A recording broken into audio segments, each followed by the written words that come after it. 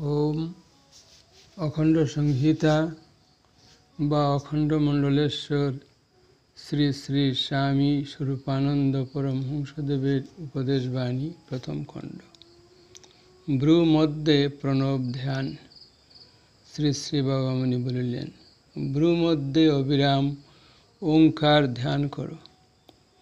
বাইরে অঙ্কিত রজত শুভ্র ওঙ্কারের প্রতি দীর্ঘকাল দৃষ্টি নিবদ্ধ করে সেই ওঙ্কারকেই ভ্রু মধ্যে ধ্যান করতে চেষ্টা করো।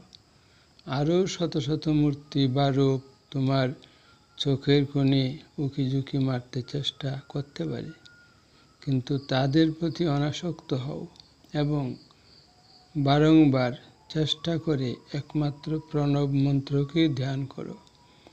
প্রণব মন্ত্রের সঙ্গে যে রূপ একেবারে অভিন্ন হয়ে এসে তোমার অনুভূতিতে সাড়া দেবেন না, সেই রূপের সাথে তোমার আশ্রয় বা প্রশ্রয়ের কোনো সম্পর্ক নেই।